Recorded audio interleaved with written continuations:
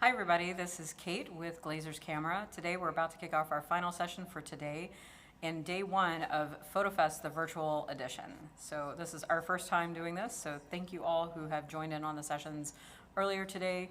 We are looking forward to our last session of the day here, who we have Daniel Gregory, who is a fine art photographer and also a photo educator. He works with Photographic Center Northwest, and we are going to talk about the joy of film.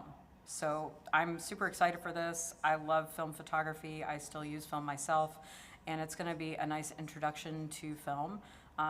Daniel, can you tell us a little bit about you and maybe share a little bit of info on Chase the Light, which is PCNW's.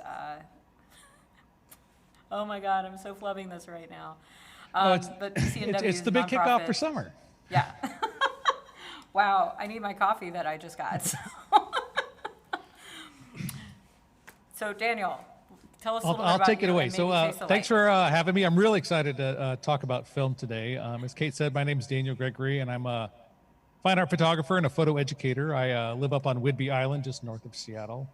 And I have been on the core faculty for the Photographic Center Northwest for about 7 or 8 years now. And I teach everywhere from the introduction to film class through the most advanced film classes. And then I also teach Lightroom and Photoshop and all the digital things as well. So that's kind of my little world over there. In terms of actual things I photograph, I am primarily an outdoor landscape kind of photographer. And my kind of little, I guess, fine art niche is my favorite thing to do is to take digital images and actually convert those into digital negatives, so then print and process in like platinum or palladium cyanotypes and kind of do old historical processing out of those. But I have been a printer and a kind of material photographer my whole life. So I really love film because of the material nature of it. So I'm really excited about getting the chance to talk about film today. In terms of Chase the Light, so that's an annual fundraiser that the Photographic Center does. And it's probably one of the kind of most fun, I think, of all the community events. I'm sure they're going to kill me for saying that, but it's really my favorite event. And so what happens is this weekend, you basically make a photograph. So in the next 36 hours, because it started at midnight last night, but the next 36 hours, you go out and make a photograph on any kind of phone, any kind of camera, any kind of subject you want. You take that photograph and then you would submit that to the photo center. When you register, they'll send you a link to actually upload your photograph. And then normally what we would do is we would print every photograph submitted. So from no matter where you are in the world, we would take the photograph, it would get submitted, and we would hang that in the gallery. And then there would be a reverse auction as a part of the fundraiser. So you'd go in and print, every photograph would start at a certain dollar level, and then the price would kind of diminish as the evening goes on. And it was a fundraiser for the school, but this year we're going to put it online. So there'll be a virtual pop-up exhibit and fundraiser. And the other thing we did this year is we're partnering with the Northwest Food Bank. So we're going to go ahead and provide 10% of the proceeds to Northwest Harvest, which is one of the big food banks up here in the Seattle area. So we're really excited about that. So all you have to do is go to PCNW chasethelight.org and you can register. It's a $20 registration fee. And then they'll send you the link to upload your photograph, and then you can be a part of the big virtual fundraiser. And I think last year we had, I forgot how many countries, but it was dozens and dozens of countries around the world. And we had hundreds of photographers and hundreds of submissions. So it's a lot of fun. It's a great program to get involved with. So Yeah, if you're looking for something to do this weekend, plenty of time. Yeah, I was actually able to lead a photo walk last year with you guys in Capitol Hill in support of that event. So thank you so much for giving us the word on that. We appreciate it. From here, I just want to mention before we get started, if you have questions during the session, please be sure to post those either on YouTube or in the Facebook comments on the live feed. And with that said, Daniel, let's go for it, and let's talk about film. All right, well, I lost my screen share here. Let me get my screen shared here. All right, so the joy of film. So I started in photography back before, well, I guess there technically was a digital camera, but before digital got started. So I didn't really know anything other than getting started with film. And I got enamored with film pretty quick and jumped into large format. So in the world of film and working with film, there's all sorts of mediums and formats we'll talk about today, but I kind of fell into a large format arena and shot film, and I still continue to shoot film. So even though a lot of my work is done digitally now and a lot of my client work is done digitally now, I actually still love to shoot my large format cameras. And I shoot them on a regular basis, 4x5 and 8x10 both. So that's a kind of a fun thing. And so what I wanted to do today was really talk about the excitement of working with film. And for somebody who shot film, maybe it was years ago and you switched to digital, there's been a lot of really cool things that have happened in the film world as this kind of film resurgence or renaissance has come about. So there's always a chance to return. And if you've never shot film before, and that was kind of the approach I thought was for the people who have started in digital and they keep hearing about film or people who talk about shooting film, I wanted to do this presentation to kind of get your foot in the door on kind of where you would even start with that. So that's kind of the nature of the presentation today. So one of the first questions I get asked is why do people shoot film or why would you shoot film? And I think one of the biggest things is there's a connection to the history of photography. So if you think about how we approach our photography, we stand on the shoulders of every photographer that's come before us. And so much of what we do in the digital space actually comes out of the analog world. I'm always amazed when I teach a Photoshop class and people ask about things like an unsharp mask. Well, that actually came out of the analog darkroom that was converted into the digital arena. And so there's so many of the tools we use and so much of the language we use in photography comes out of this history of photography. So I think part of the return to film is people have a desire to connect with that past in some sort of meaningful way. I think the other probably, and this is might be the biggest one, is film forces people to slow down.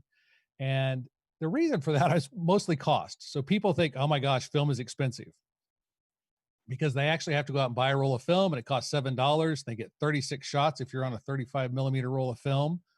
You get 10 shots if you're on a medium format camera, and you get one shot if you're on a large format camera. And so people get really picky about shooting film because they think of it as more precious. So they don't want to waste the film.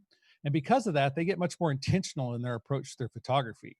And the irony of that is, I think a lot of people who start shooting film take that skill set back into their digital space. So instead of shooting hundreds and hundreds and hundreds of digital photographs, people get much more selective in their digital photography as well. So I think it makes you a better photographer all around because it just helps you in scene. It that composure and exposure gets a little bit more interesting with film because you don't have instant feedback. You can't look at the back of the camera and see anything. So you really have to pay attention in the frame and think about composition. And also, film has a given latitude and certain films don't have much tolerance at all. So you really have to think about exposure and metering and understanding light in a really meaningful way. And so for some people who struggle with seeing that digitally, I encourage them to go back and shoot film because it forces you to learn that skill. There's no kind of work around to that when you're processing film. It's actually, in a weird sort of way, it's exciting not getting the immediate feedback. So a lot of people, they shoot and they get enamored with looking at the back of the camera and peeking at what's going on. And so they kind of get lost more in the what's on the back of the camera than the actual shooting process. And so once you're shooting film and you learn that there's no point to looking at the back of the camera, you get really excited about getting to send your film off and having it come back because it could sometimes be days or weeks before you get your film back. And that excitement of when film comes back is something that is really exhilarating in a lot of ways. And I think a lot of people return to film for that as well. And then I think uh, another one is the lack of perfection. So a lot of things I hear people talk about digitally is that there's digital has a sterile feel to it, and it has kind of a mechanical feel to it. And film has I don't want to say it's sloppy in any way because it's not, but it has a nuance to it that has a certain essence and a sort of feeling to it that you don't have digitally. And so the film themselves are very consistent. So if you buy Ektachrome, one roll of Ektachrome to the next is very consistent. There's actually uh, manufacturing guidelines they have to follow to keep those things very consistent. But just the feeling of film that lacks the kind of the computational nature of digital. So some people return to that. And then I think the last thing is cameras are fun to play with, and film cameras you can pick up on the used market, and a lot of them you can get relatively cheap, or if you've got friends they'll literally hand you film cameras. I can't count the number of film cameras I've given to friends who are interested just because I had dozens and dozens of them at one point laying around. And so getting to play with a bunch of different cameras and a bunch of different ways to play with cameras, I think is another reason why people return to film. Now, if you decide to go to film, there's definitely some pros and some cons to working with film. So I want to talk about those a little bit before we dive kind of into the actual nature of film itself. So, what are some of the pros of shooting film? Well, I think you learn to see better. Like I said, because you can't get instant feedback, you have to learn to anticipate really what's going to happen when you push that shutter. You have to learn to see composition and light and form better because you don't have hundreds and hundreds of shots. And from an experimentation standpoint, you don't have necessarily all the funds in the world to shoot hundreds and hundreds of rolls of film to kind of figure it out. So you have to be much more thoughtful and intentional about that process. Like I said, it's experimental. So what I mean by that is, if you get your digital camera, you can experiment a lot in Lightroom, Photoshop, Capture One, Affinity, whatever programs you're using to do your editing. But with film, you can experiment by changing the film. You can change it by changing the developer the film's developed in.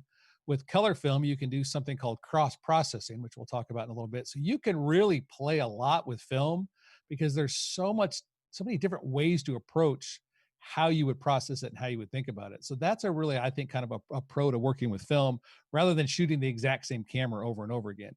The other interesting thing about the experimental nature of it is there's so many people who try to emulate film when they're shooting. And you think about all the presets people buy or all the actions people buy for Photoshop to create a film look. And yet once you start shooting film, you realize that's not always accurate because there's so much variation in how we can approach that.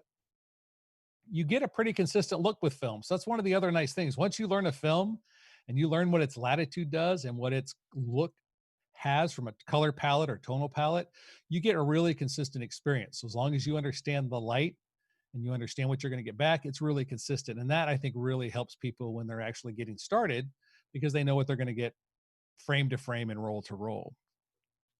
It comes in a variety of formats. One of the other cool parts about this is if you fall in love with a certain film, say you fall in love with Tri-X from Kodak, it's a black and white film. It's one of the kind of oldest films Kodak makes, but you fall in love with that film and you're shooting on a 35 millimeter camera and then you decide to try to large format. Well, the large format camera, odds are it has that film. So that Tri-X film comes in 35 millimeter, medium format, 4 by 5, 8 by 10, 11 by 14. It comes in all sorts of different sizes. So that variety of format lets you move and change your approach to your photography as you grow with your approach to photography. That same film that you fell in love with, you can carry through the process and experience. And you don't have to go buy a whole new camera, a whole new software system, a whole new setup to do it. You literally just buy the next larger size. To that end, there's a variety of camera options. So the other thing is you pick up a camera and you're not a big fan of that camera, you can easily put that camera down and pick up another 35 millimeter camera, a medium format camera, and you can try all sorts of different options. Maybe you want a rangefinder. Maybe you want a camera that doesn't have a viewfinder. Maybe you want to have a camera that has a twin lens. There's so many options of cameras that you can do with film. You're not limited into that format. And it's kind of funny when I think about the current kind of arguments in the digital space about mirrorless and DSLR. Well, and then you have a rangefinder kind of out there in the Leica space, but in the film camera world, I mean, we have literally hundreds of types of cameras that you could play with, and so we're not trapped into this is one or better than the other. They're just different options and different toys and different tools to play with. So I think that's a really exciting consideration. And then there's a richness to the quality of film from the start. So there's just this beauty and aesthetic to film and the way it's created. And part of that is because our visual acuity, the things that we know about photography, is from looking at photographs. And up until digital really mainstreamed, all the photographs we looked at came out of film. If you think about anybody who grew up and fell in love with National Geographic, well, National Geographic was a Kodachrome was one of the dominant films that created the look and aesthetic of National Geographic for decades. And so that look that we learned of what photographs were came from film. And so that's part of our visual IQ. And while that's evolving as digital got mainstreamed and became more and more accepted and is now the dominant form of photography, but still for a lot of us, we harken back to that aesthetic, that look, that rich, beautiful, deep color in those, that contrast that existed within those images because we learned that from film. Now, what are some of the cons? Well, it takes longer to get your images back. Some people might think that's a pro, but I think it's a con in some ways because particularly if you're a commercial photographer and you decide to start to work with film, your client's used to getting feedback pretty immediately and to say, oh, well, it might take 5 days or 2 days, or I have to overnight the film down to a lab to get it back. That length sometimes is a barrier and impediment for people. When I teach classes and I have students who work with film, they really have to be on the ball because of that, because they've got to get film down to a lab sometimes and back if they're not developing it themselves. So that can be a hindrance. Many people still have to work in a digital environment to edit and print. So most people don't have necessarily access to a darkroom, and most people particularly don't have access to a color darkroom. And so you still end up having to have your images scanned and you're still working digitally. And so that hybrid workflow for some people is a con because they figure, well, why take a digital photograph of a negative? Why not just take a digital photograph from the start? Um, but I think in the long run, that experience and some of the pros offset that. For a lot of people, the cost is higher. And I hear this a lot, but when you start adding it up, I'm not always sure this is 100% true. A roll of film is $7 and you get 36 shots. But a film camera you can pick up for 20 bucks. And so instead of $1,000 for a digital camera. So in the grand scheme, if you amortize the cost across everything, I'm not sure it ends up being that much higher. It all kind of depends on how much you shoot. But the one thing it does remind you is you're shooting every time and you're outlaying money every single week or every single month or whenever you're buying film and having film developed. So it definitely reminds you that you're spending a lot more money on your photography. The storage requirements. And so while a lot of people think about, well, I've got a lot of digital images and I have to keep buying hard drives. Once you start shooting film, you have to have a place to store that film. And if you're shooting negatives, you've got to have a place to store them. And you've got to make sure that they stay dry, they don't get uh, mold on them, they don't have too much humidity on them because we want those negatives to last for a long time. And so a lot of people end up putting them in a binder and putting them on a bookshelf or putting them in a box to store. But you start shooting a lot of film, you have to start thinking about storing a lot of film. And while a lot of people who just dip their toe in, not a big deal. But for those of you who are really thinking about maybe taking a deeper step into that, it ends up taking a lot of space. The bookshelf that I have to store 500 photographs, if I had that same amount of hard drive space, I could literally probably store 4.5, 5 billion photographs, given the hard drive dimensions of what stores my 8x10 negatives, because they're just in big boxes. So that is something to consider, I think, with film. And then another one is the restrictions in shooting parole. And what I mean by that is, and we'll talk about this here in a second when we talk more about film specifically, but when I shoot digitally, I can change the ISO whenever I want. I can go into my camera and I can change the crop factor whenever I want. So I can tell the camera, shoot DX, shoot FX, shoot 1:1, shoot 16 by 9, you know, all sorts of different options with that. Well, when I shoot film, I'm sort of pinned into what that roll is and what that camera's format is. So if I choose a 35 millimeter camera and I'm shooting an ISO 100 speed film, I'm kind of pinned into an ISO 100. If I try to change that shooting midstream, it messes up all sorts of development in all sorts of ways. The film will come back when it's been processed, and we'll talk about that in a little bit. But that is one of the things, is that restriction gets a little bit hard for people. Like any pro and con, I actually think that restriction is really good because it forces you to really think about some things. When you don't have auto ISO, you really have to start to think about technique for hand holding. I can handhold really, really well. I can handhold down to about a quarter of a second with some of my lenses, half a second with some of my lenses, and still get a sharp image. And that comes from having to shoot film. Because if you've got an ISO 100 speed film and you're doing street photography and it's an alley and it's dark, you've got to really learn how to hold that camera. So it kind of forces you to learn, I think, some of those techniques that we let slide a little bit with digital, but that gives us an opportunity for that. So, like I said, with some of the pros for film, is we have a bunch of different options for film. And one of those options is black and white. So we can pick a film that is a black and white film. So unlike when we work with a raw file or work with digital, we don't shoot a raw file and then convert it in post production into black and white or to color. We have to make that decision up front. So we have to decide, are we shooting black and white or are we shooting color? For black and white, there's a bunch of variations on contrast and the way that image will look in the black and white arena. But we have to decide up front, we're shooting black and white or color. And if we're shooting color, we have to decide if we're shooting negative film or slide film or positive film. The negative film actually creates a negative, just like a black and white image would create a negative. A slide film creates a positive, and that's the thing you would look at on a light table or your friends would show on the slide cell carousel projector. You remember that. And if not, Google film carousel projector slideshow, and then you'll get to watch very entertaining movies of people having to watch 1,000 photographs that their uncle took on a trip that nobody cared about. But as you go through the decision of color, you choose negative or slide film. And then there's specialty films. So certain films respond to the infrared spectrum. There's instant film, there's historical film. And a historical film might be you found some film that was in somebody's freezer that's been there for 30 or 40 years. Nobody even really knows what it is. And you can actually put that into a camera and shoot it and process it and see what you get out of it. So there's a bunch of kind of interesting options with film. But this really comes to the first choice. If you're going to start down the film route, are you interested in black and white, color, both? You got a lot of options there, but you need to pick that film up front because you can't decide halfway through a roll that I'd like to now shoot color because you put a black and white roll in. In terms of format, film comes in a variety of formats.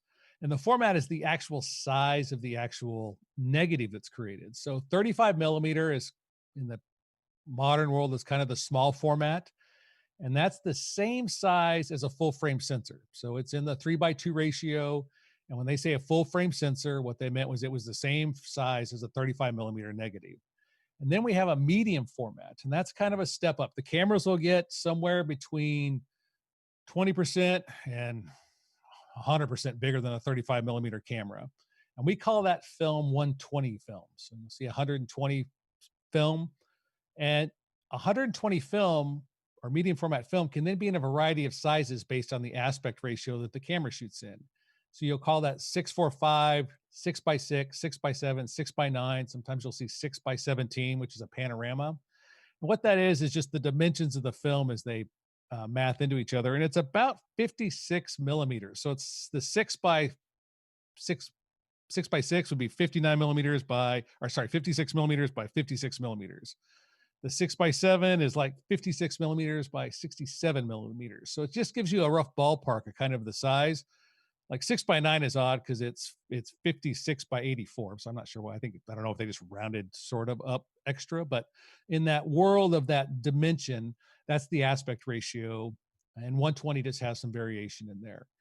The camera you buy as a medium format camera will dictate that ratio. And some cameras can shoot multiple aspect ratios, a 6:6, 6:7, or a 6:9.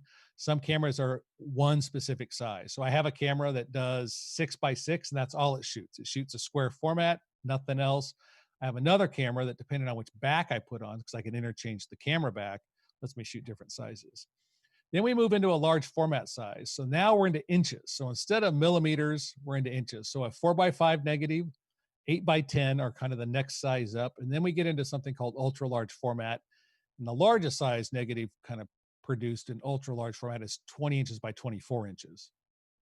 Now, what's interesting about film is people ask, well, why would you shoot a larger format, or what are the benefits of a larger format? Well, a sheet of 8:10 film holds 4:5 negatives, or one roll of medium format film, or one roll of 35 millimeter film. So the square inches of 8:10, so there's 80 square inches there. A roll of 35 millimeter film is also 80 square inches. And so if you think about the amount of space you have for tones to separate, colors to separate, details to show up, if you have 80 square inches to show all of that information, or you have a 36th of that to show the information, you just end up with much richer, more dimensional, deeper negatives with just a lot more information to process. So that's a lot of the reasons why people move up in size, is they just want that greater information to be available. I normally tell people who are getting started, and if you're thinking about stepping into film, to start with 35 millimeter because it's the cheapest and the easiest. You basically load the film, you can get processed in all sorts of places. The cameras are cheap. You probably have a friend who literally has a 35 millimeter camera you could borrow or they'll give you. Medium format requires a little bit more work. The cameras are a little bigger. They add a little bit of complexity, not in terms of exposure or development, but just in terms of the actual loading of the film. Just gets a little bit different than what you'd have with 35 millimeter. And 4:5 and 8:10, I tell everybody, if you're going to step into film and you've never shot film before, don't start there. The complexity there is just exponentially bigger. Now, people who get into film and love film oftentimes end up there. But when you're just starting out, usually start off with the smaller formats, just because, like I said, it's easier and it's cheaper, and you can really get your feet under you with how film works so that you can get started. So, some film considerations, like I said, black and white or color, that's the first thing you have to decide. Then you have to decide on a film speed. So, I usually say you can't change the ISO with each shot because a film has a given speed. And so it's the ISO. So just like we're using in digital, we have an ISO 200, ISO 400. Film has a given speed that it's rated at for the amount of light it can see and process. When we load that film into the camera and we start shooting, the expectation of that film is that it's going to be consistent through the whole roll. So if it's a 100 speed film, it will be expected to be shot at 100 or 200 for every single frame. You can't say this one's 200, this one's 800, this one's 50. It's all the same. Now, some people will try to change along the way, and what you end up with is massively underexposed or massively overexposed images on that roll of film when it's developed. So, film speed is a decision, a criteria you have to decide. The lower the number, the slower the film, meaning it needs a lot more light to get the exposure correct. The higher the number, the faster the film, meaning the less light. So for a good average starting film, I tell people to start with about a 400, 200 speed film. That's a good film that'll let you deal with pretty decent daylight, works a little bit in low light settings, but you don't need a huge amount of light. You still get decent shutter speeds. So that'd be a place to start in that kind of 2 to 400 range. And there's a bunch of films in that film speed range. The trade-off here, though, is the faster the film, the bigger the grain, which is the next consideration. So the grain is the actual piece of silver halide that's in the film that gets light sensitive. And that's what the light gets exposed to. The bigger the grain, the faster the film because there's more surface area for it to gather light. The slower the film, the smaller they can make the grain. And what that means is we end up with smoother tonal values and smoother gradations. So people who do a lot of work at like concert photography or night work will oftentimes shoot higher speed films and they end up with that more kind of crunchy look. And that's because they're having to shoot a fast film given the low light, bigger grain, more noticeable grain. Where a landscape photographer might shoot a really slow film because they want really smooth gradations and they don't want you to be distracted by that kind of chunkiness that's in there. The analogy I use for people coming out of the digital space is if you think about shooting a 3200 ISO image and you get a lot of noise in it, and you shoot a 100 speed image, there's almost no noise in it. That grain is very much the same way. A slow film, the 100 speed film, you just won't notice the noise. A 3200 or a 3200 ISO film, you'll notice the grain / notice the noise. That's kind of the trade-off there. Some people really like grains, so they might choose a higher ISO image or not. Tonal and color response, every film, every color film and every black and white film has a different tone or a different color. So Kodachrome, which is no longer available, but Kodachrome had a certain look. Ektachrome has a certain look. Velvia has a certain look. They all have a different way they present the colors that exist within the world. So picking that is part of the experimental process of deciding on film. The contrast. So some films are a little flatter. Some films create a little more contrast. So that's another consideration when we decide on film is what do we want to have there. And then the last piece, which is kind of a technical nerdy thing on film, but I wanted to bring it up and I wasn't quite sure where to stick it. So I stuck it under the film consideration. And that's something known as reciprocity failure. And what happens is when we get a long exposure on film, the amount of light that's hitting that grain, hitting that silver to activate to cause the exposure, it diminishes. And so while it's getting the amount of light, because the light volume isn't so high, it actually doesn't record the light properly. That it actually gets exhausted. So it needs more light to get the correct exposure.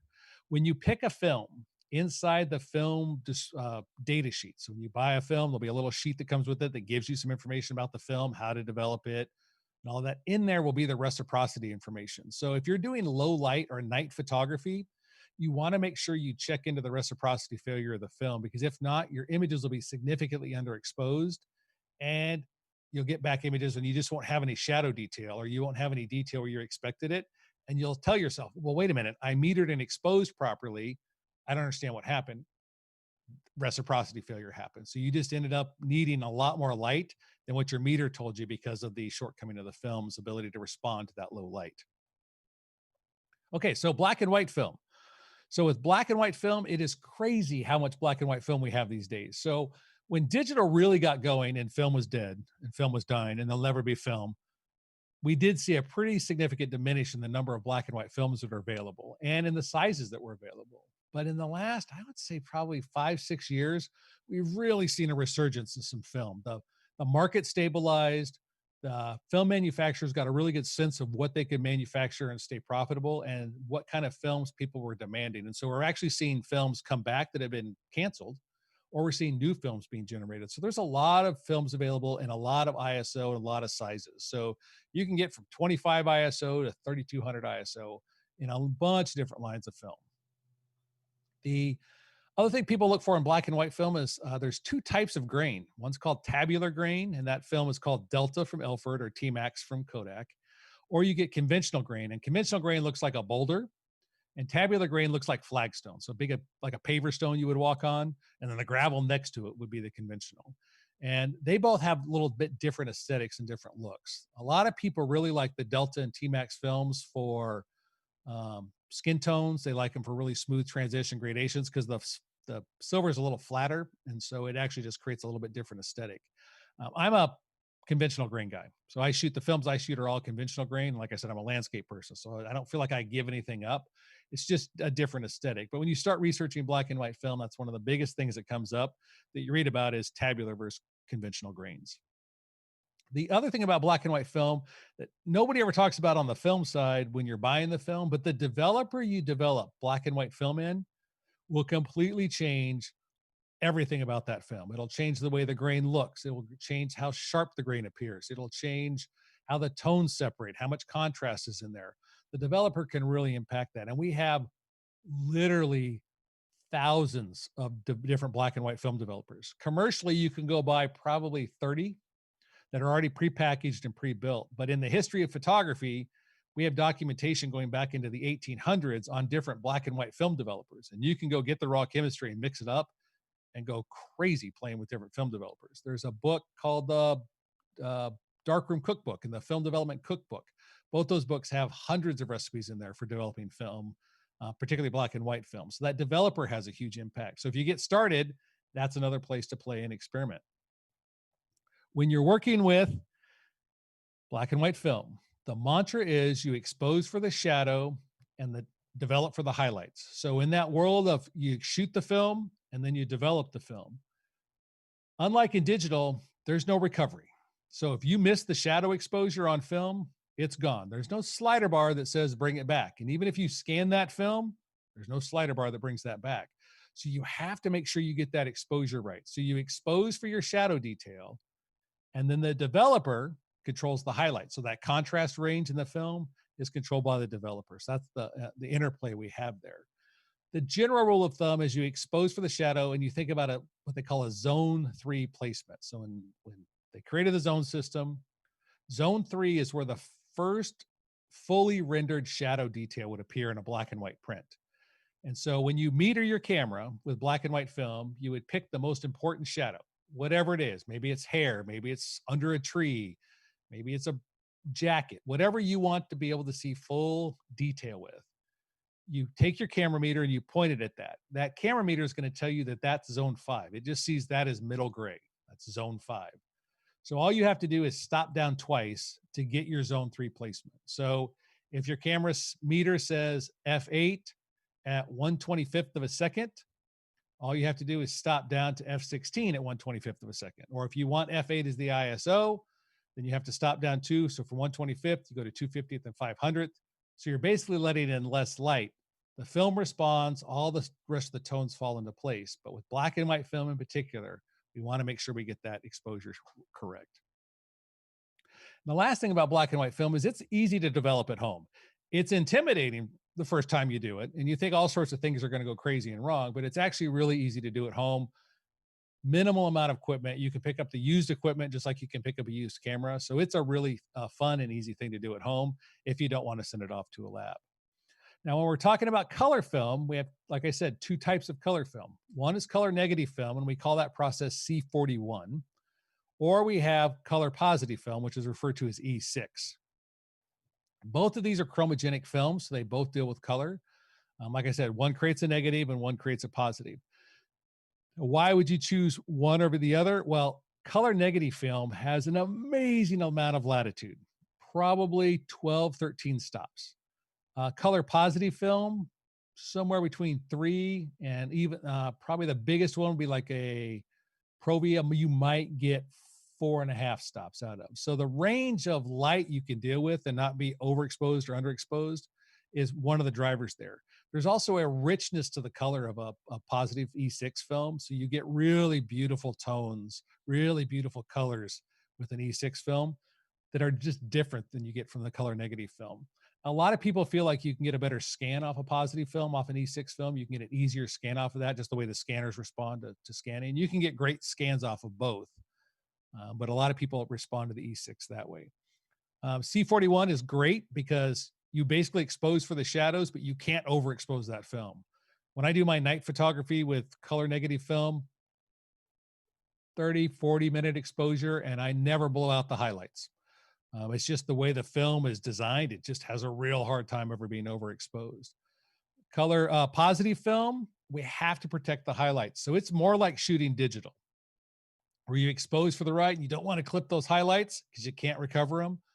E6 or positive film is that way. You've got to really expose watching that highlight data, and your shadows develop this really just gorgeous black. But if we lose the highlight in E6, it's gone. It just disappears. There's no way to ever get it back. So we want to make sure we don't clip the highlight there. So we pick a film, we got camera options. So here's just a variety of kind of cameras. In a second, I've got a list of a bunch of them, but we've got twin lens cameras, rangefinders, large format, press cameras, all sorts of different cameras to play with. And they each have a different sort of aesthetic. So this camera right here that I've got my mouse going around, that is a twin lens reflex. And so you actually look through one lens to focus, and then the other lens actually does the exposure. This is a toy camera, a Holga. So this is plastic. And what's cool about Holgas is every one of them is different. Every one of them looks different, and they all have some level of light leaks. You just get completely random stuff. And people who get into these cameras, they'll literally have dozens and dozens of plastic cameras because they all just sort of have a different aesthetic about them. Down here is sort of the classic rangefinder. So you actually look through the viewfinder here. And in there is a set of diopters that go back and forth to tell you when you're in focus, but you're actually never looking through the lens. SLR here. Press cameras are up here. This is a large format camera. So lots of options. And literally there are billions of cameras around, old film cameras laying around. And as long as they don't leak light and they mechanically kind of do something, you can play with them and work with them. So they're a great feature and a great set. So camera wise, toy cameras, the plastic ones, a pinhole camera. So a pinhole camera is just a tiny, literally a pinhole goes in. It's about an f-stop, usually of about 256 or 512. And you can let a pinhole camera run for days and days and days or months to acquire light, or you can make it a normal exposure. There's a lot of flexibility with a pinhole camera. Super easy to use. You can make them out of shoe boxes if you want to shoot film with. So that's a great option if you want to get started. The twin lens camera, a single lens reflex. The single lens reflex is what a lot of people are used to. It's the DSLR before it was digital. It was film based. The rangefinder, a large format press camera. A lot of press cameras are large format. They just have a different viewfinder and they're lighter and easier to carry around. So the last kind I want to talk about was an instant camera. And for a long time, these kind of disappear, but then they've come back. Fuji has an Instax camera, and Polaroid still makes cameras and some Polaroid film. And so you can occasionally pick up one of those. That is an instant development process. You push the button, the little film spits itself out and then develops in about 2 or 3 minutes. And then you have these little Polaroid instant film pieces. So that's another film camera. And a lot of people have kind of started to play with those. They're just a fun little thing for parties or whatever. So it's a great little way to kind of get introduced back into film there. No matter which camera you pick up, the only thing you have to make sure is whatever you pick up, you just get the one for the film size you want. So if you pick a rangefinder camera, there are rangefinder cameras that are 35 millimeter. There's rangefinder cameras that are medium format in the various different aspect ratios. There's some rangefinder cameras that you can get that do some larger format films. So you just have to make sure that whatever camera you pick, you just make sure it's in the appropriate film size for what you're actually going to work with. So now that you've gone out and you've got your film, you got your camera, you went out and you shot, now you got to develop it. So there's no like coming home and just downloading it to the computer. There's the step where we actually have to take the film and get it developed, which is a chemical based process. So in the area of digital photography, we're in the age of computational photography. So it's mathematical construction of photographs, mathematical editing of photographs. But in the film days, that's chemical based photography. So all of that work to create the silver, to convert that into a latent image, to then convert that into an actual print, was chemical based. So film has to be exposed to some level of chemistry to make that happen. And black and white and color are developed differently. And so they both could be developed at home, but for the most part, most people outsource the color development if they do their own black and white work. It just takes a little bit of kind of finesse and real careful attention to detail when you're doing color work. And the chemicals are a little bit more toxic. So a lot of people outsource that stuff. But we're going to talk about getting kind of both to developed. Black and white, you can develop at home. It's a fairly easy process. If you're going to develop at home for black and white, you basically need something called a developer. So the developer is what converts the silver from being exposed to light into the actual latent silver. And then there's something called a stop bath. The stop bath stops the development. So the developer will then stop acting on the film. And then we have something called a fix. And the fix basically creates a permanent, it makes the film permanent by removing the unexposed latent silver. And so what happened early on in the processing of film was the images weren't stable. So they would make a photograph back in the 1800s, make the photograph, it would appear and then it would disappear. And so after time, it would just fade. And so they had to come up with a way to stabilize it. And so they actually created that process to stabilize the image, and that became fixing because they fixed it from fading away. So that fixer process is kind of the last step. Then the film gets washed and you're good to go.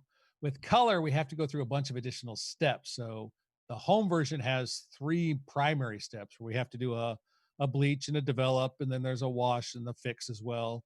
But there's some bleaching steps in there to help deal with the dyes. For other films, there's different development processes as well. So each color film has its own process. And black and white film, though, is consistent no matter which black and white film. Your developer might change, but the actual process is the same. The other option, if you're not going to do it at home, is to develop with the lab. This is probably for film people. This is what I tell them. This is probably of all the things you're going to decide is if you're not going to do your own film development, this might be the most important decision you make, which is which lab to work with. Because a good lab is in 100% control of what that film is going to look like and the quality. So I've sent film off to labs where it's come back with scratches on it. It's been light leaked. Images have been cut because the little machine that cuts them coming out of the feeder wasn't properly calibrated. And, sure, they'll pay me for the $7 roll that got ruined, but the actual images themselves have had a problem. So that struggle there to get that stuff resolved is from picking a bad lab. So picking a good lab is a huge, huge part of that process. The next slide I've got has got some labs to consider and some pros and cons for those. The other piece about working with a lab is most of the good labs also do the scanning for you. So if you're not going to scan your own images, they can develop the film and give you a scan back. So they can take your color negative film, your black and white film, whatever, and give you a good scan back. So now you can work in the digital darkroom to do all your editing. But the selection of that lab is critical. So some of the labs to consider, Citizen Photo in Portland, Richard Lab, Darkroom, PhotoWorks, the Fine Lab in Utah, the Northwest Coast in Carlsbad, Color House in New York, and Dougal and Work, all great labs to work with. Most of my, just in disclosure world, Citizen Photo and Richard Photo Lab are the two that I primarily have my work sent off to for my color work, and have worked with and had just really great results with and have a great working relationship with them. But the key is whoever you pick, if you get one that you like, you just work with them to make sure that they know how to develop your film. They know if you need it developed for longer or shorter because you pushed or pulled the film, because you've changed the exposure for ISO for some reason, whatever you've decided there, you just have a lab that you can work with that gets you good information. So you pick your lab. The last thing is really the scanning element. I just want to touch really quickly on scanning that for most of us, this is how we're going to be working with film. So even if I was working in my whole life was shooting film and I wasn't doing any digital work, I would at some point still need to have those negatives scanned if I was going to make large scale prints, because like I said, most people don't have access to a darkroom, or if you're working commercially, your client's going to need digital versions of the image. So the scanning is really critical. And that's why that lab question becomes so important, because you want a good scanning lab, not just a good development lab, but a good lab that can scan. So working with the film, the scan is probably the most important thing because it really sets the quality of all that work you did to get the film right. There's two main types of scanners at the commercial level. At the home level, several Epson, makes scanners. Canon makes scanners. There's a lot of scanners for the home market, but in the commercial space, there's two big ones. There's a Noritsu and a Frontier scanner. They're very similar in their results, but they create a different look. And so what's interesting is when you talk to film photographers, they'll tell you that they're a Noritsu person or a Frontier person. And if you compare them side by side, you'll see slightly different color cast. And it's not that one's better or worse than the other, it's just they're different. So some people respond to the color and contrast of the Noritsu better than they do the Frontier, or vice versa. The one exception for that is for black and white use, you most always want to go with the Noritsu scanner. It just does a better job of understanding and processing the scanning of the black and white image, and you get a much more accurate and faithful, I think, representation than you do off the Frontier scanner. But for color work, they're both. So if you have a lab that has both scanners, what you'd want to do is just have them develop a roll of film and have them scan a couple of images, a couple of the better images off of the roll on both scanners at same basic quality, and then give those back to you. It doesn't take more than just a second or two when you look at it and be like, wow, I really like the look of this one over this one. And then in the future, you'll know which scanner you actually want to select or pick to move forward. So that testing, once you pick and you say, well, I want the Frontier scanner, I want to not want the Noritsu scanner. The other thing you can do with a good lab is you can then have a couple of variations of the scanning done. So you could say what's a little more contrast, or if you say this one looked a little green to me, they can make finessed adjustments to your scanning process and create what's basically a scanning profile. So while it's not technically a profile like we'd have in Lightroom under camera profiles or Camera Raw, it's still a setting that when your film gets scanned, this is the normal aesthetic it should have based on what the scanner can process. And then when you have your film scanned, you can just ask that your profile be applied. And what that does is it gives you a huge lift when you get it back, so that when you bring it into your digital environment to work on editing, you've already created the aesthetic you want. You already have the colors the way you want. You already have the contrast basically where you want. So there's just a lot less lifting. The scanner has actually done a chunk of that work for you. If it comes in really flat and they haven't done that work, you'll potentially have to pick it up. Now you'll still have scanning stuff you'll have to fix. You'll still have to fix potentially dust spots or little hairs or things that may have shown up on the scan, but you'll have less work than you would otherwise. So that, in a 40-minute nutshell is kind of the essence of picking a film, the kind of key considerations and things like that. But I wanted to cover 5 things that I think everybody who's shooting film should know. And if these were the 5 kind of things you carried with you, that these would be what I would hold on to when I got frustrated shooting film, or I was excited about shooting film, or whatever was going on. These are the things I tell all of my basic students when we get started. People who come to my workshop at my studios on Whidbey who are doing film workshops. These are the kind of core things I tell them. The first is that failure is part of the process. I still to this day, and I have shot thousands and thousands of film frames. Occasionally, I'll still load a roll of film, or I'll forget there's film in the camera and I'll pop the back open and then the film's exposed and ruined. I'll not make notes on what the actual film is. And so I'll go to develop it and I won't remember if I was supposed to develop it in D76 or if I was supposed to develop it with HC110 or some other film developer because I lost the notes. So you just guess. Sometimes it works, sometimes it doesn't. So if you know going in that things are sometimes going to go wrong, I think it's easier and better because that failure is it's just the way it's going to be. And I find particularly when I'm working with adults, there's so much fear around it not working or them making a mistake that it just becomes paralyzing on some way. So like one of the things I do in my film workshops is I bring in some of my old expired film and I have literally people like load the camera and then open the back and ruin a roll of film just so they can get it out of their system. Because once it's out of your system, then you realize that it's just the way it is and it's okay. The other thing I think people really need to know is that your keeper image ratio is about the same as digital. So if I go out with my 8x10 view camera and I carry that pack out with me and I load up for the day, it's about 55 pounds, 50 pounds of gear I've got to carry. And I make somewhere between 6 and 8 photographs total for the day. If I take out my medium format camera, I'll shoot somewhere in the neighborhood of probably between 20 and 30 shots. If I take my 35 millimeter, I might shoot 76 shots. If I take my digital camera, I might shoot 500 or 1,000. When I come home at the end of the day, there's usually about two keepers, two out of the 8x10, two out of the medium format, two out of 35, two out of digital. So what it is because of that intention of seeing and that intentionality of thinking about composition and the preciousness of film because of the expense and the limited number of shots, you just end up getting better photographs quicker. And so it's an interesting thing for people when they think, wow, I'm going to lose all these digital opportunities. You actually don't. You actually end up making this about the same number of quality photographs. Experimentation is the key to working with film. You may try a film and decide, I don't like that film.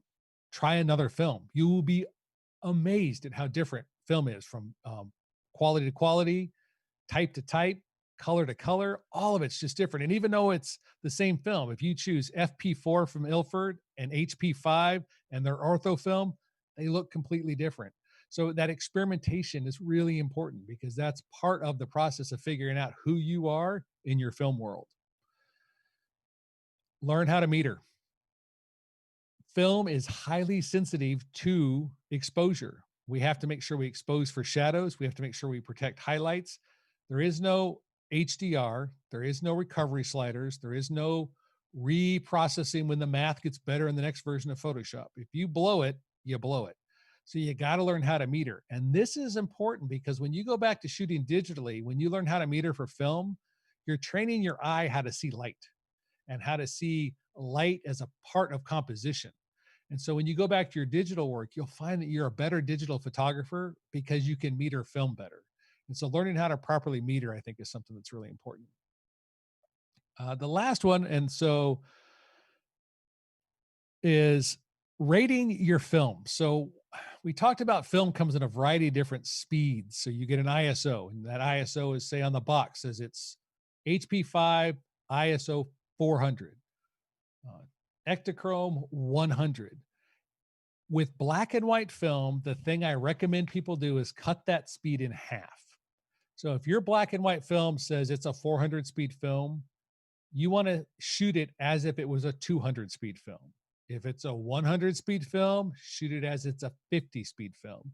And the reason for that is it's important to get that exposure so that we get sufficient shadow detail, because that's the most important part of that process, is making sure we don't clip those shadows inadvertently. So by rating that film at about half the speed, we end up getting a much better exposure onto the camera, or through the camera and onto the film, so that it becomes easier to print and much more rich in terms of quality of what we can print. It gives us a much more flexibility just because there's more information in the negative. For color film, I usually rate my color film at about somewhere between a third and a half a stop less for my negative film.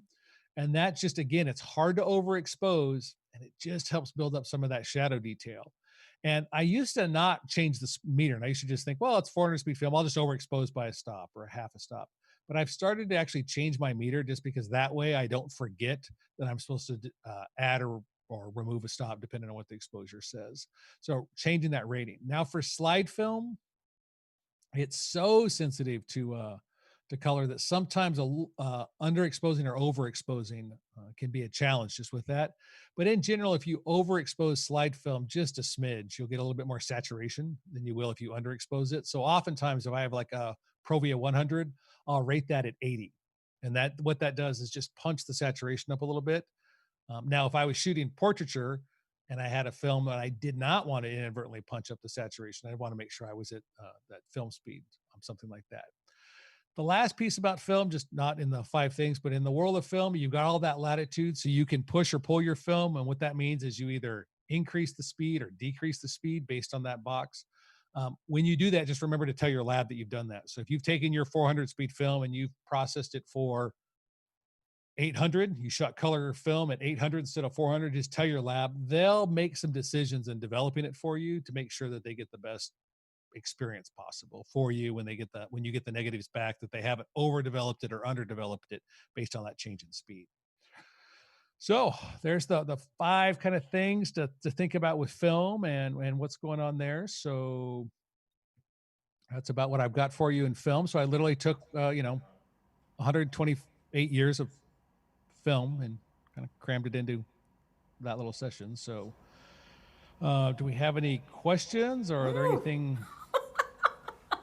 come Yes, up? Any we have a few comments? questions. I talk fast. I never stop. I know that happens, but That's okay. That's okay. So we have a handful of questions, and it's funny when you listed like the different types of camera. I was like, I have at least one of each of those, and in some cases, I have like 3 or 4 of some of those, and I don't even know how that happened, but it happened. So it's really cool. So thank you, first of all, for all of that information. I am just going to kind of go through these questions, and then we only have a few minutes left, so I'm going to knock through these questions pretty quick. So you talked about doing night photography. What about astrophotography or wildlife with film? Like, have you done that? Do you have recommendations or good or bad experiences? So I have not done astrophotography with film. So that one would be one I would hedge my bet a little bit on that one because of the reciprocity failure. What I would want to look for would be a film that had the least amount of reciprocity failure. So like in slide film would be Probia because it has some of the least amount of reciprocity. It also has some of the richest color. And so depending on how much exposure you need, Probia will let you go 80 seconds or so before reciprocity kicks in. So depending on what your setup is and if you have a geo tracker with you or whatever. Now with wildlife, traditionally in slide film, people shot a lot of wildlife on Velvia, Provia, and Ektachrome. And it does great. The colors render beautiful. The challenge is just film speed Right. because it's slow. So a lot of people push their film. And so you'll end up with what that sacrifice gives you is a little bit more grain sometimes. The colors usually hold pretty well, but a lot of wildlife photography is shot incredibly well on film, and a lot of that was shot on slide film. And that makes sense. I could totally see that with Velvia, especially. I've done my fair share of landscape photography too with Velvia. So this is more of a hardware question. Have you ever had any film cameras break down on you? Of course, that's going to happen, but it seems like the life of a film camera has a longer life than some of the digital cameras on the market. So specifically, they were asking about like shutter actuations and how that maybe impacts the life of a camera. So the older film cameras, they had shutter actuations, but they were easily repaired. Yeah. So unlike a digital camera where the repairs were really expensive, film cameras were for a long time were fairly easy to repair. The reason they're harder now is just there's less and less spare parts around as the cameras get landfilled. But yeah, they're like, I've got a friend who has a Leica that I think he said 300,000 or 400,000 actuations on the shutter. Wow. And he's replaced the shutter blade. He's replaced the film curtain twice, I think. And so a film camera has no real. I mean, especially the older film cameras don't have a lot of electronics in them, and that's usually what fails in the cameras is the electronics. Right. But like my Mamiya, I have a Mamiya camera, and if the electronics die, it falls into a completely manual mode, and the camera still runs. So it'll still shoot and still fire and still work. Now I don't have all the bells and whistles, but I could still get an image Right. out. Yeah. And that's true on a lot of the old ones. But any of the ones kind of starting in the mid 70s started to get some electronics in them, and they get a little bit more suspect. But in terms of reliability, I would take a film camera's reliability over digital cameras in a heartbeat. So And many they're of them just are little tanks. I dropped my RZ, Mamiya RZ, which is literally a tank. I dropped that from 15 feet one time, picked it up, fired away, no problem. I mean, it literally was fine. Like, Right. I panic when my digital camera hits a pillow at the hotel. Okay, so just a couple more questions. So one person was wondering your thoughts about home scanning alternatives of film negatives. So using a dry scanner, taking a digital photo of the negative. Like, I know you're sending your stuff off to a lab, but if you I actually wanted scan to a lot of my own negatives. Yeah, but if you wanted to develop at home, do you have a scanner recommendation? What process would you kind of like highlights? What would you recommend? Yeah, so I do scan a lot of my own negatives at home. In the hierarchy of drums of scanning, the pinnacle of scanning is something called the drum scanner, and you're going to pay for that. The first time you get a drum scan done and somebody tells you the quote's $80 for a little scan, you like choke. So you don't get everything drum scan. And then below that was a thing called the Imicon scanner, or this Noritsu Frontier line. And then we get into the kind of the home market. And in the home market, depending on the size of your negative, there are dedicated film scanners, and there's still a couple around, and you can get some in the used market. Nikon made some of the best forever, but they don't make them anymore. So most people who are scanning at home now are flatbed scanning, and they're usually Epson's got probably the kind of the pinnacle of that. Most people I know who are pretty serious about their scanning use a Epson, the 750, 800, 850 line. And the reason for that is there's what's called a wet mount adapter for that. And dry scanning is good. Wet mount scanning is way better. And it basically helps remove some of the artifacts, holds the negative flat, deals with dust. You get a sharper actually scan at home. And so the wet mounting process is basically, you get high from it too, because you're basically using this weird ethyl alcohol stuff to float it in. And so, I mean, you need to be in a well ventilated room. But it basically, the scanner gets this alcohol type solution poured on it. A piece of Mylar goes over the top, and then the air bubbles get squished out, and you scan that.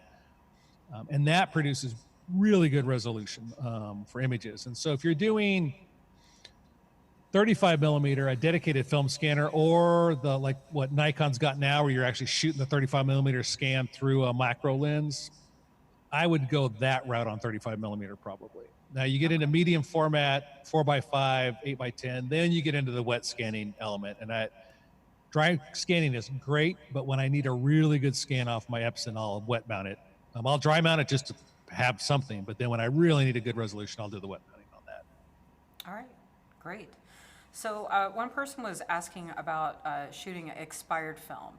So their understanding is that the color could shift and there might be a shift in the ISO. I have one friend who said something like, if it's 10 years expired, you shoot it at 400 if it's 200 speed film. Do you know, I mean, do you have any tips for like that expired film and how to approach it, especially when it could potentially be 30 or 40 years old? Yeah, expired film is a blast. Because it is way unpredictable. Now, expired film, that if you find somebody who's had expired film and it's been in their freezer or it's been refrigerated for even decades, it'll be really consistent. Film that's been frozen usually never has any significant shifts. Film that's been all over the place, yeah, its color is the big one, and the speed. And usually my kind of general rule of thumb is I assume it's not been in an attic and too hot, because the heat is what really kills it. But as long as it's not, I usually do about a half a stop for every 5 years is kind of my rule of thumb. So after a decade, I do a full stop. Okay. And that's just been my kind of general rule of thumb, kind of back of the envelope math, because it is a complete ballpark. You just literally have no idea. I've had people send me stuff where they've told me it's been in the freezer forever and it's not. And then I've bought random stuff and it's been great. So it's just crazy. I have a friend, that's all she does. The only thing she shoots is expired film. Yeah. Okay, final question. This is it. So do you have tips or recommendations on organizing and storing your film? Cool, dry place always is going to be a recommendation. Are you using boxes or the file sleeves, or like what's your top 3 tips for storing and organizing it? Yeah, so when they come back from the lab, they'll be in a little plastic sleeve like this. And then I take that and I cut and trim that. And then they go into, this is an example of color negative, but then I put them into sleeves that are archival sleeves like this. And then they go into a notebook. And then the notebook is actually a archival box that has the 3-ring binder in it. So it's in an archival box. My 8x10 negatives, or 4x5 negatives, so here's an 8x10 negative, they get put into a Mylar sleeve, and then they get slid into an archival envelope. And then this envelope is then dropped into a box for storage that's also an archival box. And the reason I did that is that way I can write notes. This one just hasn't been printed yet. But it'll have printing notes and information on the outside that tells me what it is. The negatives then protected from anything that might leach out of the paper. And then those get stored. But it's, for me, I don't store anything in, like, I don't go to Office Depot and buy a notebook. I buy the Century archival Century box 3-ring binder, and I store them in there, because it's the the same acid that would cause damage to a fine art print or a fine art digital print that would leach in will eventually leach into the through the plastic into the negative as well. When I make notes, if I'm going to write on them, I use a really fine tipped. It's Faber-Castell makes the pen I use, and it's called a Pit Artist pen is one of them. I forgot what the other one's called, but this is just a little. Oh, here it is. And it's the Eco Pigment pen. So it looks like this from Faber-Castell. I'll use these to actually write on the border of the negative. So if I have a negative number to write or something like that, so it's negative 46, I want to write that on there. These are just permanent, highly archival pens. And that's just, Okay. I'll write those to make notes on the images as well. Great. All right. Well, that was super informative, and reminds me I need to probably shoot some film soon. I haven't done that much this year. So I want to just thank you for your time today, and thank PCNW for allowing you to be here and hosting you. And it's been an awesome day filled with so much information and such variety of information too. So from filmmaking to surf photography, street photography, and wrapping up the day with analog. So Daniel, thank you so much. We really appreciate your time. Thank you everybody who tuned in. Some of you all day, so we appreciate that. And join us again tomorrow. We go live at 11 a.m. and with more content. And thank you again. I hope everybody has a great rest of their Saturday, and we'll see you online tomorrow at 11. Oh, and before you go, if you want film at Glazers, it's on the Yes. second floor. It is on the So second for those floor. of you who've never been to the second floor, it's on the second floor. But yeah, if you need some analog supplies, the store is open. You can order online. We can ship it to you. You can do curbside pickup, or you can swing by the store and pick it up Monday through Friday. Again, we are open, limited capacity. So, but yes, we are definitely your resource for all your analog needs. So thanks for that, Daniel. Yep. All right. Thank you all again. Have a great rest of your day, and we'll see you tomorrow morning.